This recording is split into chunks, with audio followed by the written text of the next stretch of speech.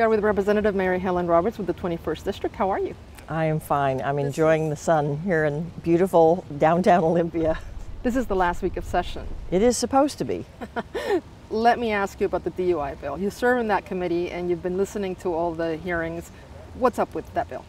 Well, as everyone knows who has watched television or read a newspaper, we have had some horrific accidents in the last several weeks that have involved drunk drivers, and they've resulted in fatalities and very serious injuries.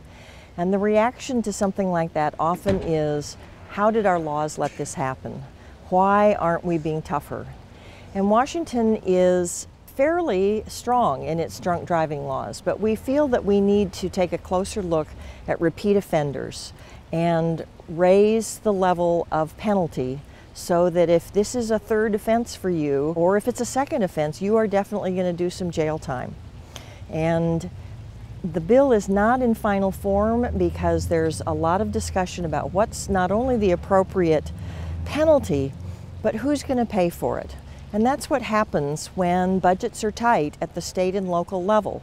Jail time sounds like it makes a lot of sense, and then you start hearing that this is going to cost in the millions of dollars. And so we're taking a really close look at the numbers and the proposals and hope to come up with a bill in the next week. All right, and then just today, I believe you passed the revenue package. Today we made an important step in moving toward reaching a final budget negotiated deal. We have to have a revenue package to support the House version of the budget. The Senate version did not look for new revenue, but we also found that they made a few math errors. They spent $190 million twice. So we think that to cover the goals, particularly of fully funding our schools, of complying with the Supreme Court McCleary decision, we need new revenue. And so that's what we addressed today. What's included in the package? Well, we've taken a very close look at what people call tax preferences or loopholes.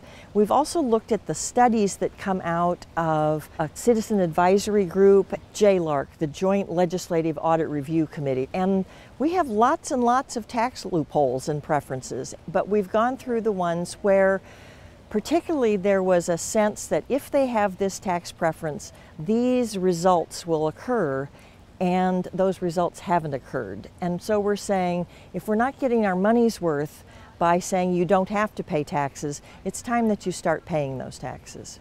This brings me to education. We're supposed to fully fund education, and this bill will allow us to do that. This bill raises about $900 million, and that plus what's available through existing revenue would put a total of about 1.3 or 4 billion new dollars into our K-12 system, particularly looking at class size and some of the other aspects that we think will help make kids more successful, beginning with more opportunities for full-day kindergarten.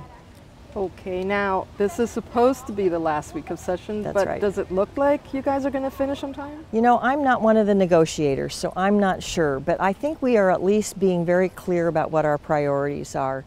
Another reason that I am a strong supporter of the House budget is not only do we make this strong commitment to K-12 education, but we put more dollars into the earliest years of a child's life, into the home visiting programs that help assure that there is less child abuse and neglect, into early learning programs so that childcare is of a high quality and preschool is a learning experience, not just a safe place for a child to spend their day. Also, we've replaced lost money into the Safe Babies, Safe Moms program. So there's a variety of things that I think are in our House budget that we haven't seen in the other budgets, and I think it's very foundational for some of the other goals that we're trying to meet, particularly with regard to a quality education system.